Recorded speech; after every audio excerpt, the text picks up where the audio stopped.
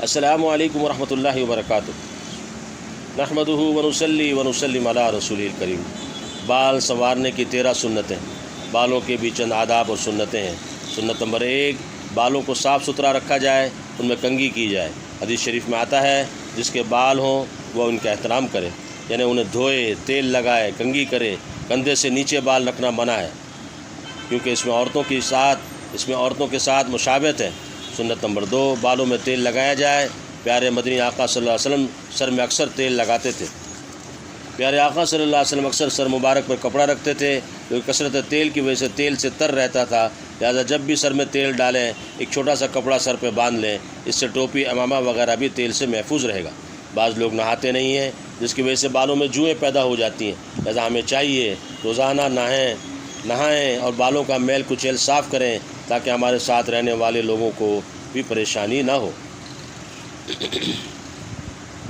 سنت نمبر 3، جان دو عالم صلی اللہ علیہ وسلم کی مبارک زلفیں کبھی نصف کان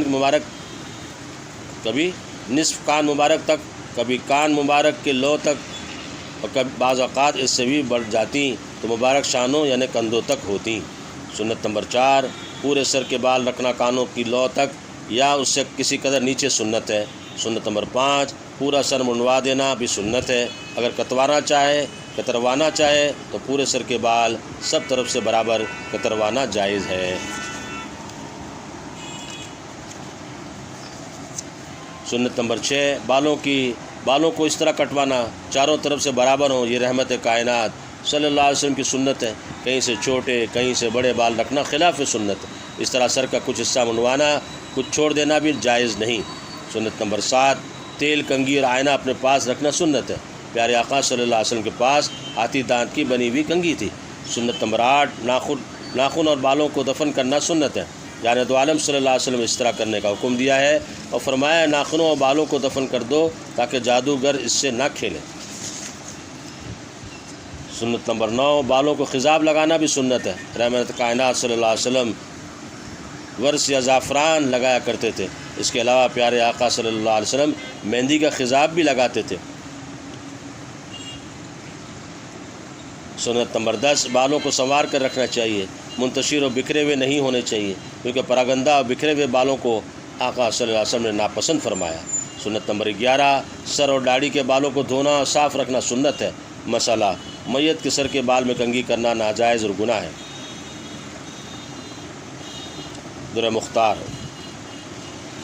سنت نمبر 12، زیر ناف، بغل اور مونچھوں کے بال، ناخن وغیرہ دور کر کے صاف ستھرا رہنا چاہیے۔ اگر 40 دن گزر جائیں صفائی نہ کی تو گنہگار ہوگا۔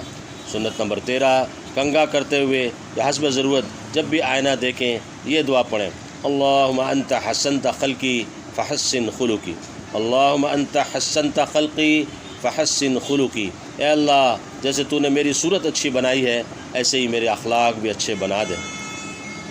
آمین۔ اللہ سبحانہ و تعالی ہمیں ان باتوں پہ، ان سنتوں پہ عمل کی توفیق نصیب فرمائے۔ آمین آمین آمین۔ وآخر دعوانا ان الحمد للہ رب العالمین۔ والسلام علیکم ورحمۃ اللہ وبرکاتہ۔